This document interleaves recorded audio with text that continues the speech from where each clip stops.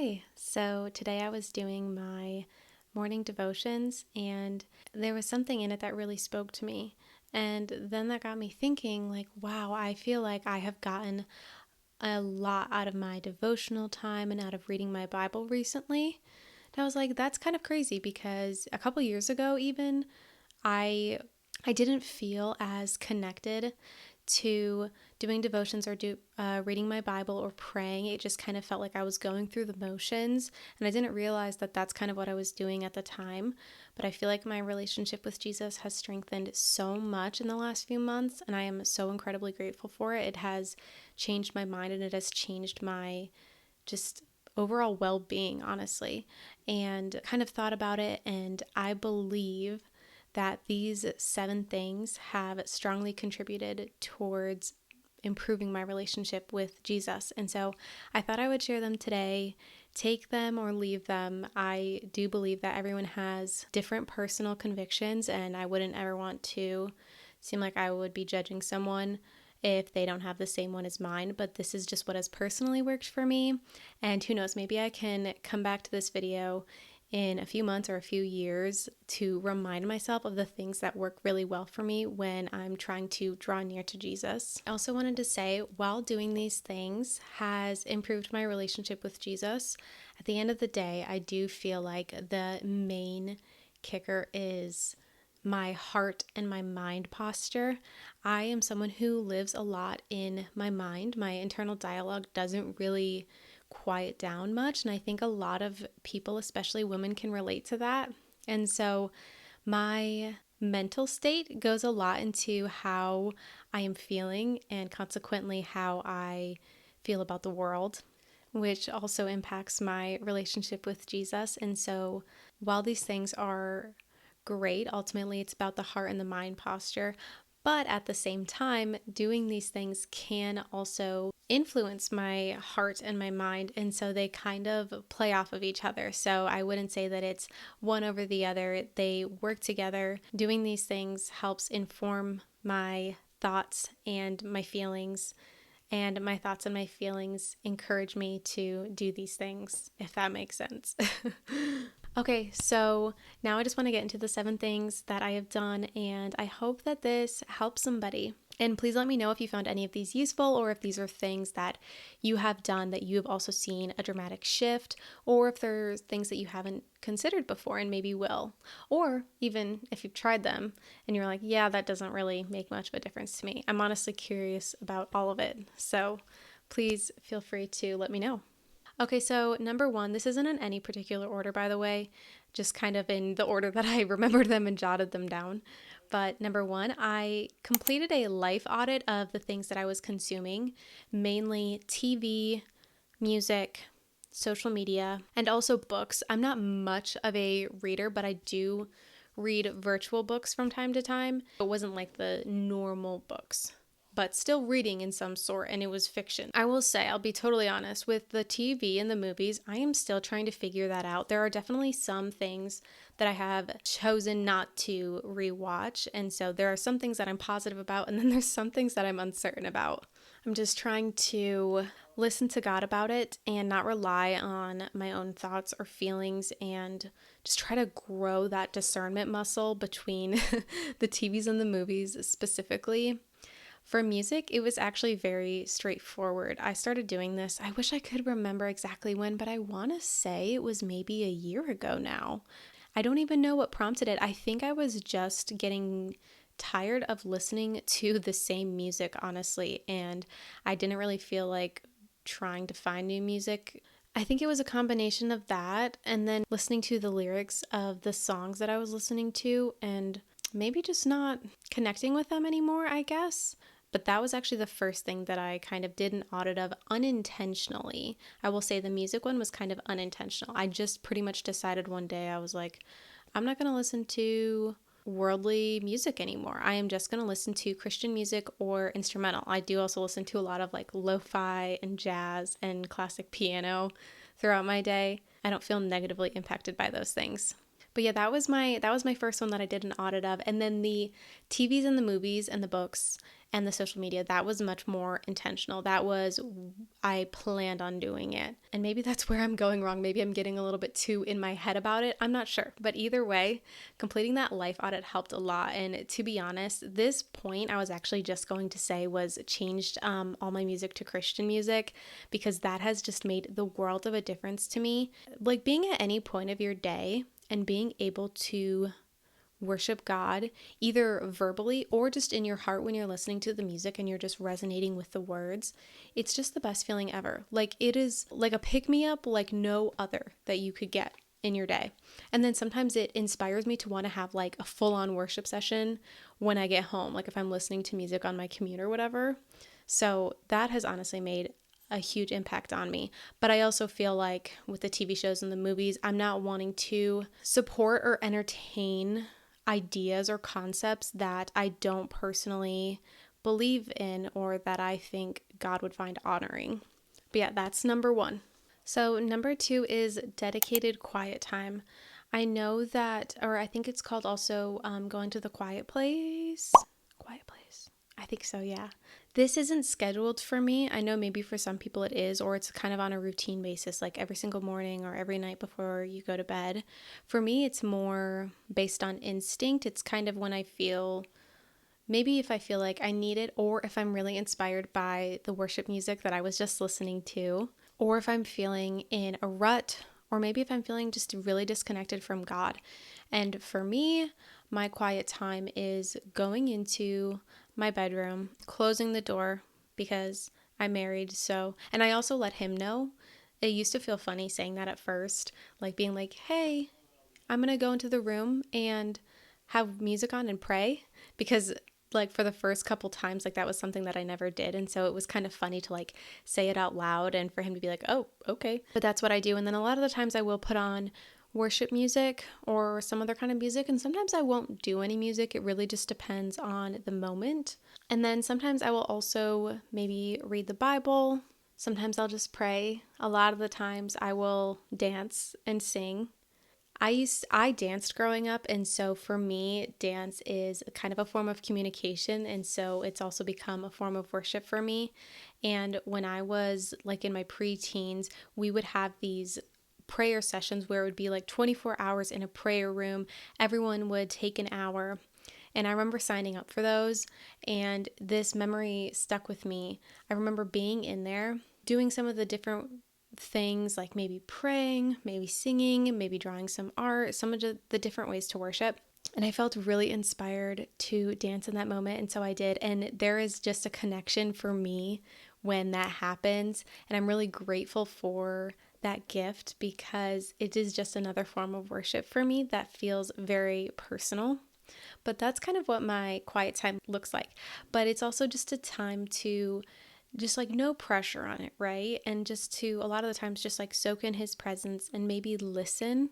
I try to listen more than I speak in those moments because I'm just trying to hear what he wants to tell me or what he wants me to feel. Okay, so number 3 is reading the Bible in chronological order. And I actually brought the Bible with me. This is the Chronological Study Bible. I got this from Mardell's. This is the NIV version, and I wanted it to be a goal for in 2025 to read the Bible. So read the Bible in a year, and I wanted to do it in chronological order because it occurred to me that my Old Testament knowledge was severely lacking, and I did not have a great understanding of a lot of the stories in there. So I thought it would be a really good idea. I felt like I would understand it better if it was laid out to me in chronological order so I could just make more sense of it. And so that's what I got this for. To be transparent, I am not even close to finishing, and we were almost done with the year. I'm not even in the New Testament yet. So here, I'll show you even. The small part is how much I've read. So clearly have not been great with keeping up with that, but I have still done it, and I am trying to get back into it. I know that God has grace for me. I need to also have a little bit of grace for myself because guilting myself into doing it is not going to work. From me doing that, what that has shown me, a fuller picture of the whole story. It reminds me of this thing that my mom said recently where home videos a lot of the times are not the same as they used to be. So our home videos when we were babies, my parents would just put up the camcorder and record us for like a couple hours at a time. And so you would really get a good feel for the child's personality, their little quirks, just a general feeling of what it was like in that time. And now, because of phones, you kind of take a snapshot of something, of like whatever is happening on the screen in the moment. And so while it's still important, you're not seeing the fuller picture of kind of what it was like in that time. And that's how I feel about reading the Bible in chronological order versus me either like cherry picking through the New Testament or just reading little chapters at a time here and there. I'm not seeing the full picture that way, but when I'm getting the history behind everything and reading it from start to finish, I'm really starting to learn more about who God is and his character and the things that he has done for us so far and the things that he will continue to do. And so just learning more about him has helped my relationship with him grow. So number 4 is to set accountability goals. I'm a very goal-oriented person, and I also struggle a lot with accountability for like making new habits. And so some of my kind of daily goals that I have is to read my Bible in the chronological order version, do daily devotions, and then post a daily Bible verse in a Discord that I created for me and my cousins. And I will say the Discord one, especially because other people are impacted and involved, and it's something that doesn't take as much time maybe, that one has helped me read a verse on days when I otherwise wouldn't have just on my own. Like maybe I skipped devotions, maybe I didn't read my Bible, and maybe I was just in a really crappy mood and the last thing that I wanted to do or was going to do was read my Bible. But I do try to post a verse every single day. And while I don't always hit the mark, I try to as much as possible. And so that kind of motivates me to still find a verse of the day and then put it out there and hope that someone else gets something out of it too. And if not, I certainly did, because otherwise I probably wouldn't have seen that verse. And again, for someone like me who is so goal-oriented and who struggles with accountability, having that external kind of reminder, I guess, is good. And even though some things like that, where it's like sometimes it feels like you're going through the motions, sometimes it's what you have to do if you're in a slump. You are definitely not always going to feel like you want to read the Bible or do devotions. We cannot rely on our feelings. They're not consistent. They're not reliable. I know there's a verse somewhere too that even says that. I think it's Paul who says it, and it's so true. Maybe it wasn't Paul, but either way, occasionally you do kind of have to be objective about it and get yourself to do it, whatever it takes. And sometimes that's goals. Honestly, most of the time now, I am really interested in doing my devotions and reading my Bible, and it sounds great to me, but there's always going to be those times that don't, because we're human. Okay, so number 5 is asking Jesus to help me with mundane things, or inviting him into the little things that I do throughout the day, like cooking, cleaning, budgeting, work. This one I have not really heard people talk about before, and maybe it's not something that many struggle with, or maybe it is and we just don't talk about it enough. Sometimes it can be really hard for me to do regular things for one reason or another. And I started asking Jesus to either give me the motivation to get up and do it, or I would ask him to, or I would invite him to do it with me, and I would say, hey, can you just do this with me? Because I can't do it on my own, but I know that I can do it with his strength. So I guess it's kind of an act of like vulnerability and humility, where I'm saying, hey, like, I just kind of need you for something that feels so small and so silly, and something I never felt like I would ask you for. And in a funny way, I feel like God almost rewards humility and vulnerability. Maybe it's because it's honest and it's lacking pride, maybe. And pride can be the downfall of somebody, and it can keep them away from God. So that act of kind of surrender and just humility has really I don't know, it's just strengthen our relationship. It's kind of hard to put it into words, honestly, but I guess it makes sense, right? Like if someone asks for your help, they are going to feel closer to you and vice versa, or at least that is how it is with me. So hopefully you guys relate too. So number 6 is seeing my day through the lens of gratitude and then thanking God in that moment for whatever it is that I'm recognizing. Gratitude is the close friend of joy, and it is the competitor of envy and sadness and anger and a lot of things. Gratitude can just really eliminate all of that. And so recognizing all of the blessings around me and thanking God for them in that moment, it's a constant reminder of all of the goodness that he is and that he does. And I don't like to think about it in a way of, oh, I love that God does these things for me. No, I love him because of who he is. And I love him because, well, yeah, just because of who he is. It's sometimes easy to forget the amazingness that he is because we're, never going to be able to fully remember and give him all the praise and worship that he deserves. And so that's just, I guess, a way for me to thank him and kind of talk to him for a little bit. Okay, and number 7, I really, really love this one. And this is one that took me a long time to be able to get to that point because it was complicated and difficult for me to be able to do. It is laying all my emotions at his feet, all of them. The happy, which I had covered. I had happy, gratitude. The good emotions I had covered. But the ones that I struggled with until recently were sadness, confusion, jealousy, anger. I know there are others. It was hard for me to want to go to God with negative feelings because I didn't want it to seem like I was mad at him or sad because of him or whatever. I didn't want it to feel like it was going towards him. And so I tried to keep those things away. I would come to him trying to be in a way that didn't always reflect how I felt.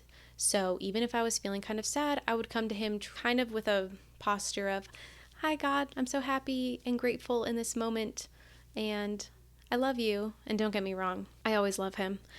But we know that emotions are complicated and that a lot of things in life happens and you're going to have those negative emotions. And the funny thing is, he already knows them. It is a real testament to our honesty and our vulnerability when we are choosing to share those with him. And he can handle it. I remember my mom saying that because I think there was something a while ago that I was angry about. And I think she was like, talk to God about it. Bring it to God. He can handle your emotions, and he absolutely can. He knows we're not perfect. He knows we're not going to be happy 24/7. He knows what our emotions are, even if we don't bring them to him. But he does want us to be honest with him and bring them to him. And doing it does feel like a burden has been lifted, and it feels like a wall comes down because everything is just laid out on the table. You're not trying to hide something or put on a facade, which is crazy because I did not think that's something that I did. Once I started confessing my true emotions in prayer or just talking to Jesus, I was like, whoa, I was really holding back before, but like, this is it all, God. And I mean, honestly, the beautiful thing is that most of the time he kind of turns my emotions around or changes my perspective in those moments. Sometimes he doesn't, and that is still a good thing in itself. It still has always worked out, but a lot of the times it ends up improving my emotions and changing them anyways, which is like a nice plus, but not the reason why I do it. Now I do it because, he's like my best friend. I'm going to tell him everything, and I want him to know everything, and I know he's there for me, and I know he's going to listen to me. And I know he only has the best for me. I love that I can say these things now because I just feel like I wasn't at that point before in my relationship. And it feels so great to be here now. And that's why, again, ultimately why I wanted to share these things today, because if you are looking to improve your relationship with Jesus and you don't know what to do and your heart feels kind of cold or stagnant, I encourage you to try one or several of these things and maybe even look up other options too. I know that there's a lot of things out there that people do, and some things may not work for everyone, and then something might work for you too. And our relationship with Jesus is very personal, and that is the way that I love it, and that is the way that I think it works best for everybody. Yeah, I encourage you to find something that will help you grow in your relationship with Jesus today, and I will continue to do the same. And I think that's it. So I hope you have an amazing rest of your day.